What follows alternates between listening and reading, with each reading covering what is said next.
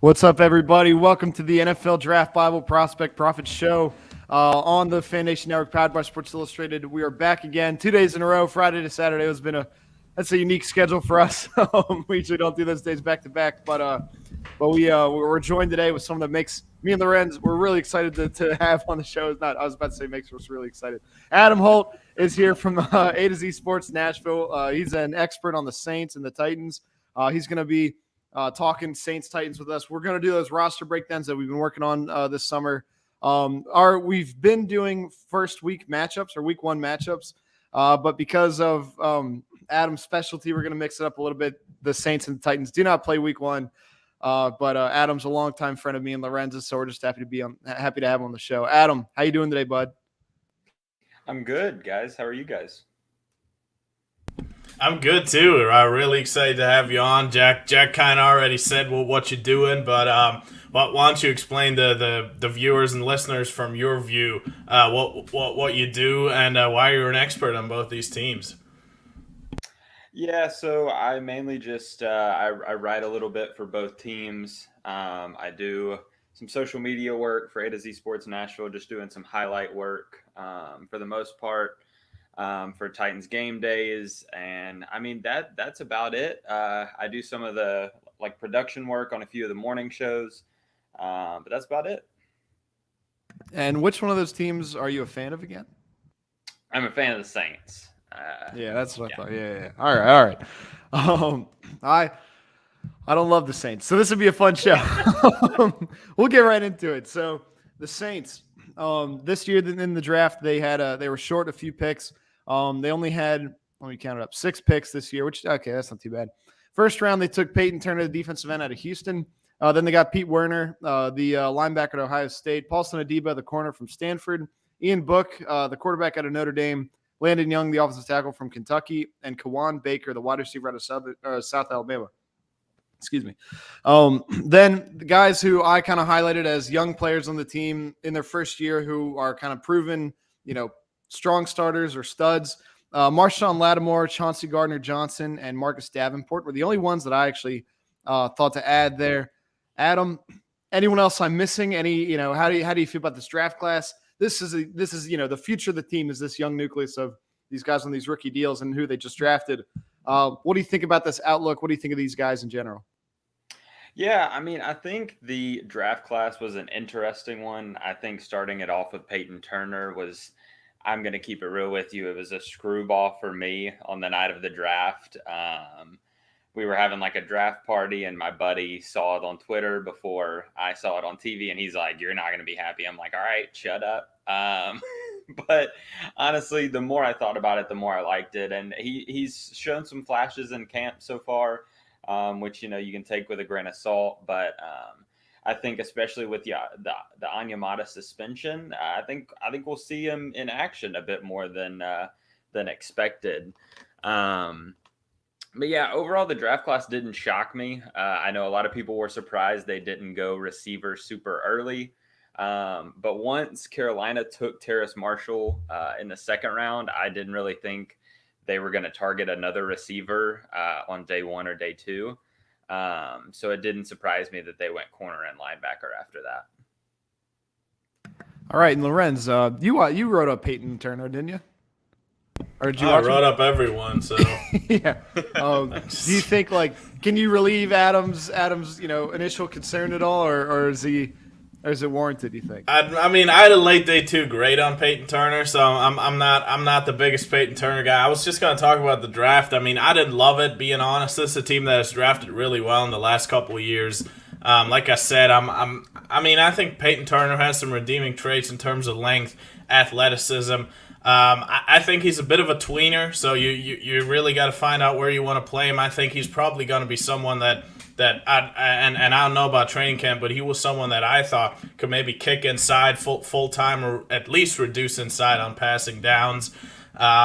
which at that point I didn't think he was the most flexible guy. But let's get to Pete Werner. I really like Pete Werner. I think he's a super fluid coverage defender. I think he can start at weak side linebacker pretty early on. He was someone that just through the process became one of my favorite players. I think ended up with a top 45 grade. I think he was like the 43rd player on my board. I can go double check that, but I think Pete Werner is going to be a starting linebacker in the league. Rest of the draft I didn't love. But yeah, I mean this is a team, young talent on first deal. There's two guys in that secondary who Marshawn Lattimore, has he not been extended yet? Not that I've seen. Nope. No? No. Okay. I mean, it feels like he's been in the league for like 4 or 5 years, but might be coming up in the contract year. But yeah, him and Chauncey Gardner-Johnson are some foundational pieces. You got guys like Marcus Williams, who we're going to get into later. So I think that secondary, they got some young pieces because they have drafted well. Like I said, I used to like their drafts. Didn't love it this year, but I'm still a big fan of Pete Werner. Yeah, well, I'm glad you brought up Pete Werner because they released, they didn't, but a few of the writers for the Saints released some of the unofficial depth chart stuff that came out yesterday. Because really, the Saints are one of the only teams that haven't released one, like an actual one. And Werner's listed as basically linebacker too. I mean, he's right behind DeMario, so I'm really excited for him. I think it makes a lot of sense. So I think you're right. I think he'll be starting super early on. I think Adebo has a chance to start pretty early on too, which I'm a little more worried about. But overall, I'm glad that Werner will get those early snaps. And I think Adebo, even if he's thrown into the fire, it'll be good for him in the long run, hopefully. But we'll just see, I guess. I had a very specific role in mind when I watched Paulson Adebo. And this is, again, a little bit earlier on in my process, but I saw Paulson Adebo as limited to only a big slot zone corner role. And I don't know if anyone would agree with that. That was the take. Yeah, that's how I reacted. I was like, that's a very small, limited role. I don't know. Hopefully, I just didn't like his feet. I mean, he had really good film in 2018. I think way back, and then was it 2018? And then 2019 was kind of rough. Opted out of 2020, if I remember correctly. Man, that was the last draft class. Feels like 3 years ago we were talking about these guys. But if he can get back to that ability in zone that he had in 2018, I think he can be number 2, like a solid starting corner. But it's just tough to bet on. Hadn't really played well in 2 years, last 2 seasons. So we'll see. I don't know. I thought it was a big time gamble on day 2. He's more of a guy who I would have said day 3 I would have been more comfortable with it. But like I said, there's been a team that's drafted really well. That had built one of the best rosters in the league. We'll see. I don't want to be too opinionated on them because they've proven me wrong over and over again. Yeah, well, one of the interesting narratives coming from camp is Adebo leads the defense in almost interceptions. He's getting a ton of pass breakups, which I think is interesting considering that's not really what I expected early on. I know it's camp, but I think it's still kind of an interesting thing. People were surprised that they took Adebo where they did, also because we're a very man-heavy defense. But a lot of the times, like you were saying, with him in the slot playing a lot of zone, the slot guys actually sometimes play a little more zone than the outside guys do, simply because Lattimore is so good in man and press man. And usually, like last year, they were putting Chauncey Gardner-Johnson or CD Deuce, whatever you'd like to call him.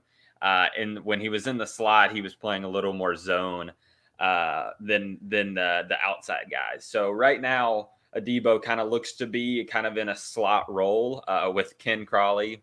Yeah, Ken on the outside. So yeah. All right, thank you. We'll jump into the salary cap and the roster now. So as it stands for 2021, the Saints have $11.6 million for this regular season. But when the 2022 offseason begins, they're currently slated to be $35.8 million over the salary cap. So they're back in the negative after a long last year. Improvement. It is improvement. Yeah. I mean, they cut it in half pretty much. That's still not good. But so that's their cap health for this coming off season. 2023, they're expected $61 million in cap space. And that's with 34 players on the roster. This 2022 offseason, they have 48, so that's not good. In 2024, they're expected $159 million with 16 players on the roster. So that's when, it'll get there eventually, but this is going to be another brutal offseason probably for the Saints. And then when you look at their top 5 cap numbers, they got Marcus Williams, their safety, who they franchise tagged. He's at $10.6 million. That's their highest cap number, which, makes sense for a franchise tag, but a $10.6 million cap hit's not that bad. Yeah, 35 over. Yes. 10.6 isn't that bad for your highest paid player. That's followed by Michael Thomas, their star wide receiver. He's at $10.1 million. Cam Jordan, 9.3. Teron Armstead, their offensive tackle, at 8.3, and then Taysom Hill, 7.3 or $7.2 million. I think that's a silly cap charge for a guy like Taysom Hill, but I've got my opinions. Yeah, he is. How he's going to try to outdo that soon. So, Adam, you're the expert. We wanted to give you the chance for the Saints and the Titans to give us your strengths and weaknesses in average or unproven players on this roster. What do you think about this roster? Where's it strong? Where's it weak? And how's that money? If you want to incorporate any money talk in there, how do you see all that? Yeah, well, compared to the Twitter experts of cap space, I'm not one that dives super deep into it, simply because Kai Harley and company, they do so much stuff on every single offseason. It's they're clearing space in certain ways, whether it's giving Taysom these ghost extensions that are the 4 years, $100 and something million that are really just like a 2-year extension. And I don't know how it all works super specifically, so I don't try to dig too deep in it. But roster breakdown wise, strengths, I'm looking at the offensive line and not only the starters, but the depth that's there. As a guy that covers the Titans, that's one of the weaknesses that I see there. I'll get more into that later. So the difference between the two lines is something that's really interesting to me, because I think the Titans have a good starting offensive line. It's not in the tier that the Saints do, but the Saints are also very equipped when it comes to depth on the offensive line. And as for weaknesses, I think it's difficult to project right now, simply because of the wide receiver depth looks really rough, but the coaching staff has a lot of faith in it. And it's odd, because it feels like everyone that's not around the team or inside the building is like, this wide receiver, depth chart looks terrible without Michael Thomas. And I mean, I'm right there with you. It's weird. It's an odd depth chart. But they have a lot of confidence in these young guys, whether it's Traquan Smith trying to stay healthy, whether it's Deontay Harris, Marquez Callaway, Adam Troutman, all of the above. Juwan Johnson, who many didn't expect to even be on a roster after a season or two in the league. He'll be a depth tight end, wide receiver hybrid. But yeah, I think wide receiver and secondary is where a lot of people go in terms of depth. I actually don't think the corner depth is as bad as some people think it is. Simply because you still have, in my opinion, a top 6 or 7 corner in the league in Lattimore, and a really, really good safety in Marcus Williams. And then you have CGJ in the slot most of the time, and Malcolm Jenkins playing like a rover role, more so in the box. So I think the secondary depth is where it takes a hit, just because Ken Crawley could be a starting outside corner. So if he's starting, the depth probably isn't great there. But it's also, it's weird, because they've brought in a couple guys that, like Prince Amukamara, that, is a veteran that I don't know if he's going to stick around. He's got to prove it in camp. But yeah, I think it's interesting, both wide receiver and corner, that depth is unknown more than it's rough, in my opinion, right now. All right, then I got to ask you this. Taysom Hill, Jameis Winston, how do you think the quarterback position is I won't call it a strength, but do you think it's a weakness or average or unproven? What do you think about the quarterback situation? Yeah, I mean, it's tough. I am in the boat. I think it's going to be Jameis's job. I think Jameis is going to start. I really don't think it's as much of a competition as a lot of people think, or as Sean Payton portrays. simply because I think, number one, he thinks it's funny to have all of the media scrambling constantly about this. And number two, I think he does see value in Taysom, and people talk about his cap hit and his number, and it's high, but he does bring value in ways that are unique to the team. And Peyton has shown that he can use him in ways that are valuable to the team. But overall, I think it's Jameis's job, and I really do think he could show some really big positives this year. It's quite big, quite literally one of the biggest unknowns in the whole league, in my opinion, though.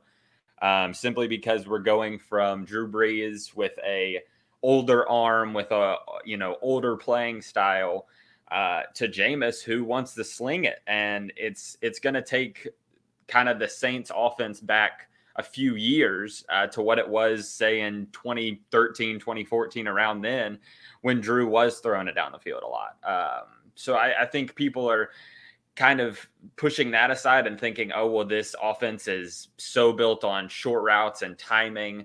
And it certainly is. That's the basis of it. But Sean Payton and company have shown that downfield throwing and extending drives that way is a very viable option. And especially with once Michael Thomas is back and you have Alvin Kamara, I think it's completely possible to run an offense like that, even if you have Jameis and it's kind of an unpredictable variable. Yeah, I'm looking forward to seeing this. I'm definitely on the camp of Jameis over Taysom. Lorenz, anything you want to add before we get to the draft class and over under? Yeah, I was just gonna say, like, if you have Sean Payton as a head coach, I could worry a little bit less about having Jameis Winston as your starting quarterback.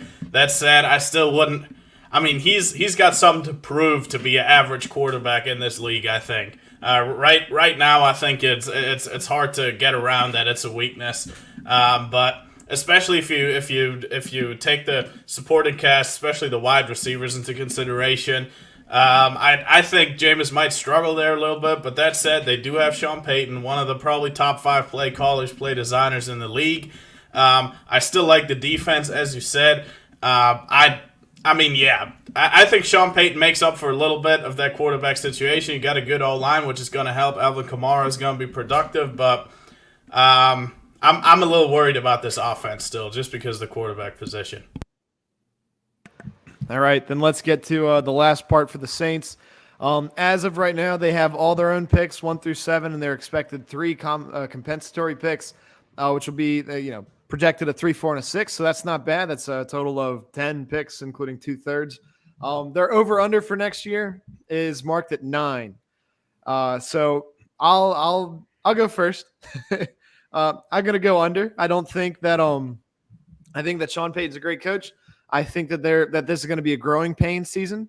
I don't think that the offense is capable to push it all the way. I think Alvin Kamara's the probably the best, most. That's tough. I'm not going to say that because Michael Thomas is still there. I don't know. I just don't see the identity of the offense quite yet. I think it could be there next year, depending on how Jameis does, how if Taysom Hill takes over, if they wind up getting a quarterback in the draft, something like that. I'm going to go under for this year. I don't expect the Saints to be a team that is consistently going under. I don't love the Saints, but I know that they're a good team. Lorenz, I'll give it to you next, and then Adam, you can round us out with your over/under prediction. Yeah, I'll go under too. Would be easier if it was 9.5. I'll go under. I don't think they're just going to win like 4 games. I think they get to 7 or 8. Might even push out with 9, depending on how a couple of these balls fall. But look, the Saints went all in. They had one of the greatest rosters in the last 5 years. I think offense, defense, depth throughout, offensive line. It cost them a lot. They had some great drafts. They still have some talent on this football team, but there's going to be a bit of a reload going on the next couple of years, getting that cap healthy again.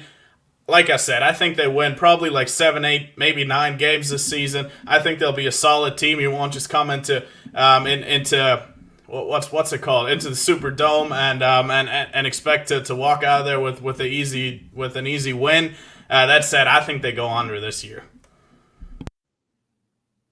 And what do you think, Adam?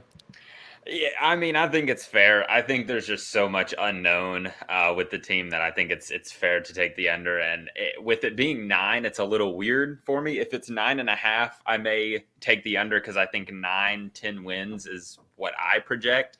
I'll take the over because I wouldn't be doing the right thing if I didn't.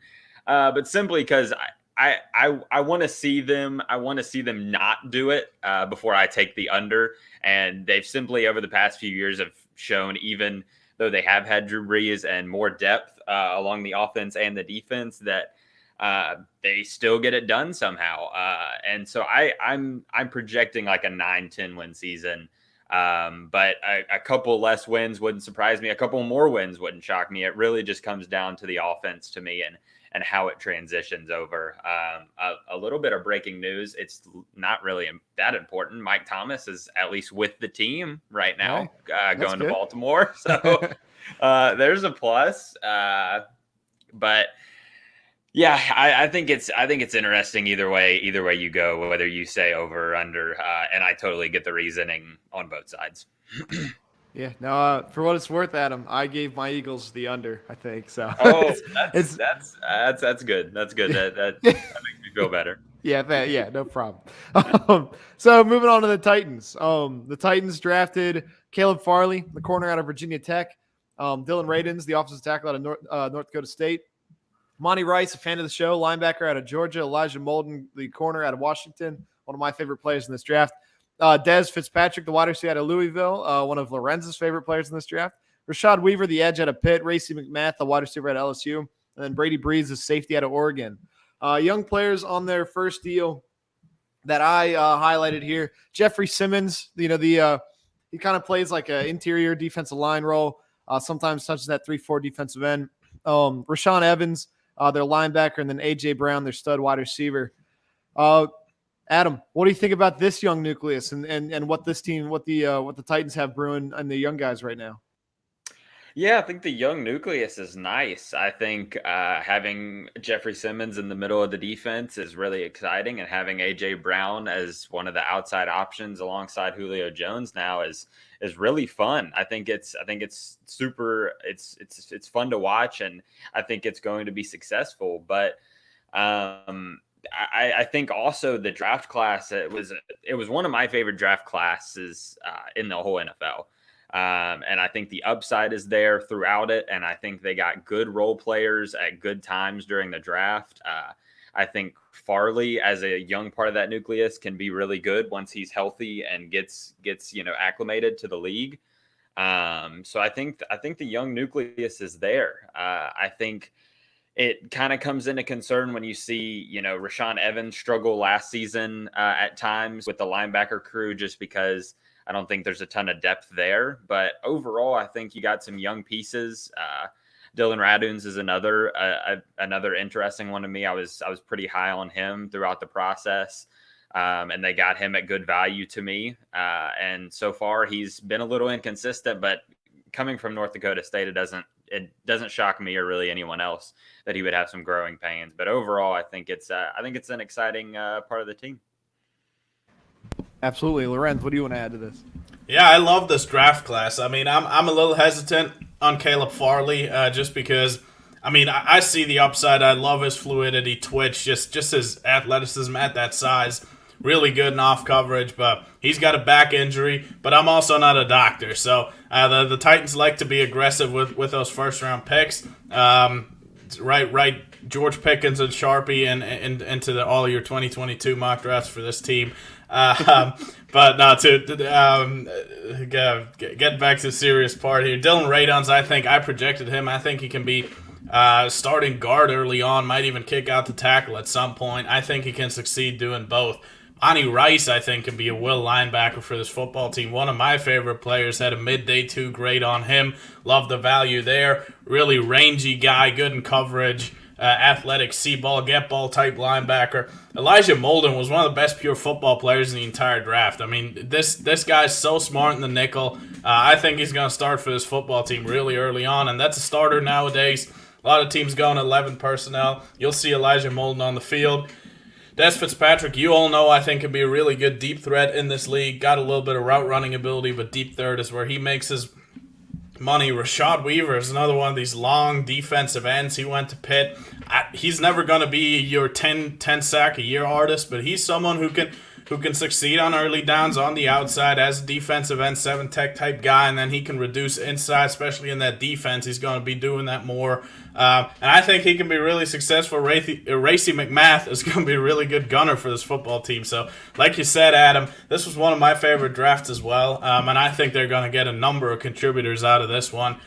Just gotta hope Farley's back. Just gotta hope that gamble pays off. But even if it doesn't, I think you got enough contributors to really make this one a draft class that they might be able to look back on and say, hey, we got a number of core pieces, a number of starters on our roster in this draft.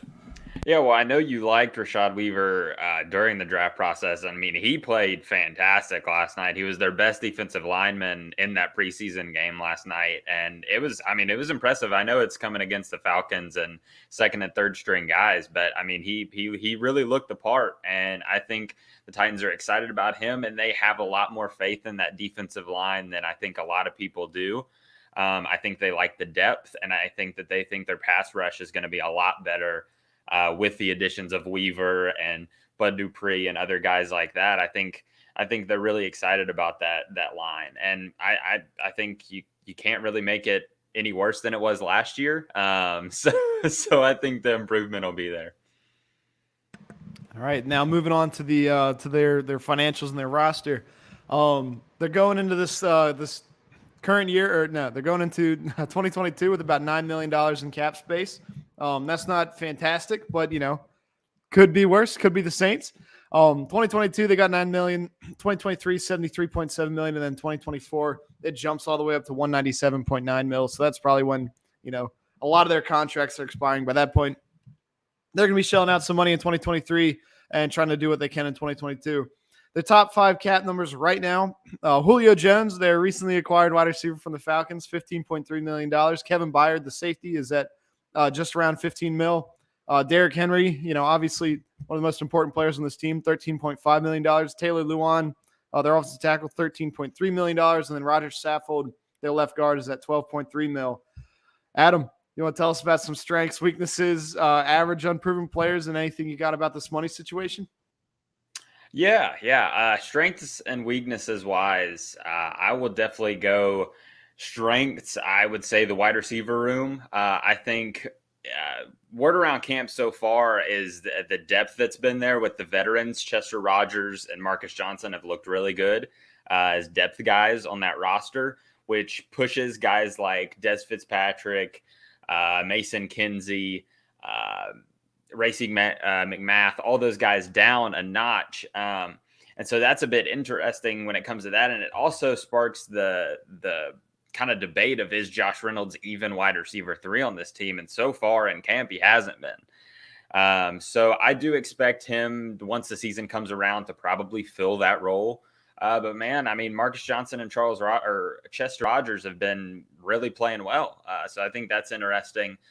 So strengths, I'll go wide receiver and of course running back with Derrick Henry and Darrington Evans and company. Hopefully Darrington Evans, after pulling up last night, can come back healthy. Strengths on the defensive line, like I said, which is so weird after last season, but they've looked good so far, and the depth is there compared to what it was last year. As for weaknesses, offensive line depth, that's probably the one that's showing up the most right now. The backups were bad last night against the Falcons' second and third stringers. It was not great. Dylan Raduns was probably the best offensive lineman that played last night, and he played a lot of guard. So that's a plus at least. But yeah, offensive line depth, that's definitely a question mark, simply because if Lewan gets injured, that offensive line would take a huge step back, simply because they don't have a great swing tackle to throw in there. On the defense, the weaknesses are kind of hard to pinpoint right now, simply because they really like their cornerback depth, which I didn't really expect coming into the year. But they did address it heavily in the draft and in free agency. So Janoris Jenkins will probably start on the outside, and expect Christian Fulton to be the other starter on the outside, to be honest with you. Elijah Molden may see that starting role in the slot, but Chris Jackson is probably the front runner right now, which is pretty interesting considering Chris Jackson didn't play a huge role last season. But Breon Borders is the other guy in the secondary that has caught a lot of eyes during the preseason last night and then in training camp overall. Mike Vrabel loves Breon Borders, and he thinks he's very reliable. So he's going to get significant snaps at the start of the year, at least until he proves that he shouldn't. And I think Amani Hooker is going to be awesome. I loved Amani Hooker coming out in that draft class, and he's going to start at safety alongside Kevin Byard in that secondary. So I think that it's a young secondary with, a couple of vets in Byard and Jenkins, but it's a group of young guys that are trying to prove themselves. And if they do it, more power to them. But I think it's going to be really interesting to watch. Yeah, I just want to highlight what Dal said in the chat. Christian Fulton was a guy I wanted so bad in the second round, and instead they took Jalen Hurts. So I'm excited to watch Christian Fulton succeed while my team fails. And then Marcus Johnson, he started out, he was an Eagle back then. Anyways, Lorenz, what do you got? Anything you want to add here?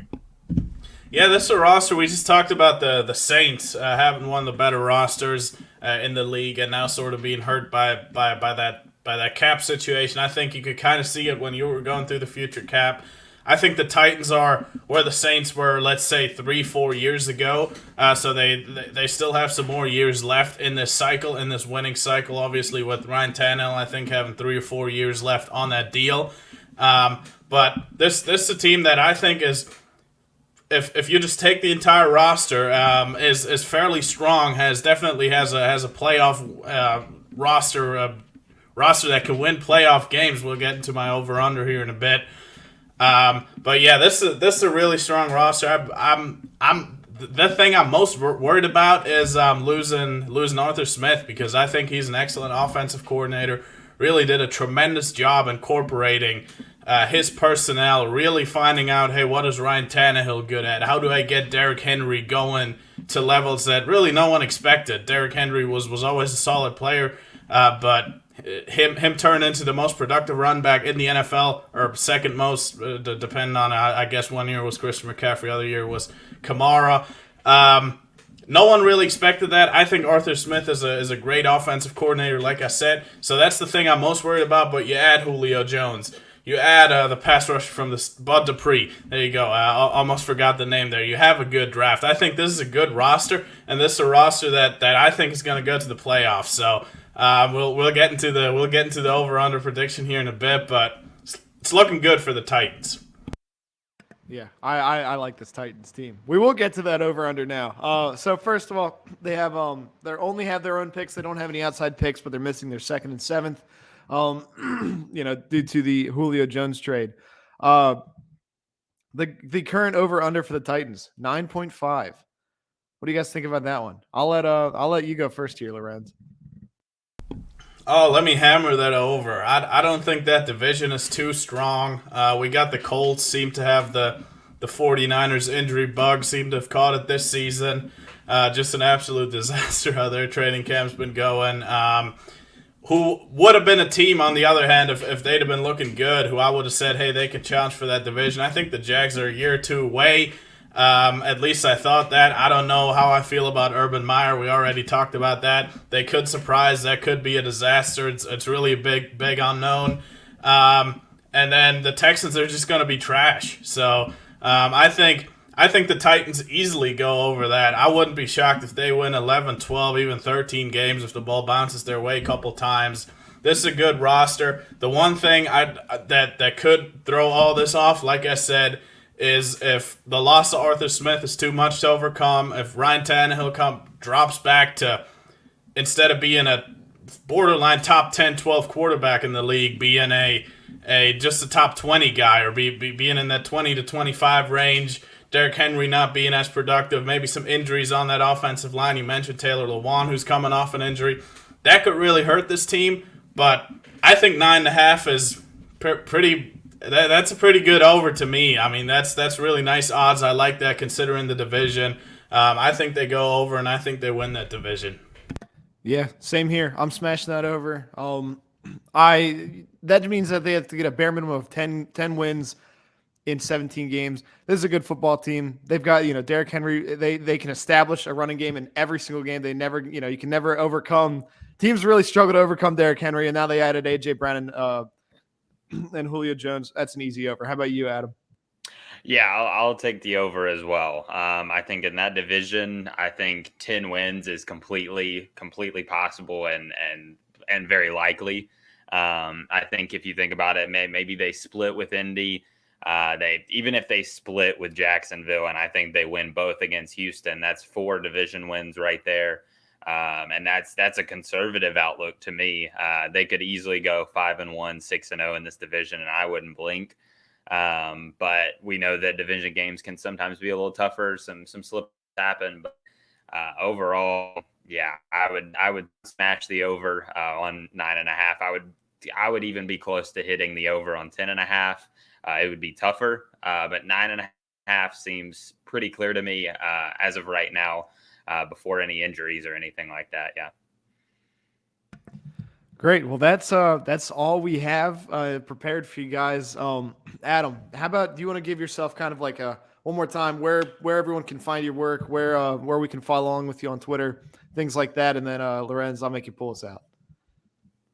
Yeah, so AtoZ Sports Nashville on any social media. We do a lot of Titans work. We're expanding into Kansas City, Dallas, some other markets as well. AtoZ Sports Dallas. I do a little bit of Cowboys work as well. You can find me on Twitter at Bolt_Holt. But that's about it. Sweet, Lorenz. Yeah, guys, go follow Adam. Thanks so much for hopping on today. That was really insightful. All the insight you had on training camp updates as well. That's just tough for us to keep track of, It just our own teams. I mean, I'm a 49ers fan. I don't have that much insight on who's looking good, who the coaching staff likes in camp. So that was really insightful. Go follow Adam on Twitter, Instagram, whatever you wanna say. Go check out AtoZ Sports Nashville. And yeah, guys, any parting shots? Jack, what about you? I got nothing. Going to watch Justin Fields, take over the QB1 position today in the first preseason Bears game. Adam, any parting shots from you? I think I'm good, guys. I'm just ready for football to be back. So, hang on. You just said Justin Fields. So, which one of these first-time starting quarterbacks are going to be anointed future franchise quarterbacks today, like Mac Jones was 2 nights ago? We got Justin Fields. We yay or nay on future franchise quarterback? You asking me or Adam? Just both of you. Just give me a yay or a nay. Justin Fields is a franchise quarterback. Yeah. Yes. Yeah. All right. Then we got Trey Lance. Yeah. Yes. Jordan Love. I'm gonna go no for now, but I could do more research on that. I'll say no. I'm gonna go Lawrence. no. Oh, I'm gonna go. Oh. Okay. like Okay. I did like Jordan Love. Trevor Lawrence, yes. Anyone else playing today? I think that's it, though. Do the Jets Also, play? I did Oh, like Zach Jordan Love, Wilson, too. is he playing? I was a Love fan also. Yeah, I just don't know if people will anoint him after today. I'll go out there. I'll say one of the Lawrence, Lance, and Fields crew is gonna have a bad day, but I'm not gonna say who because I don't know. I just rule.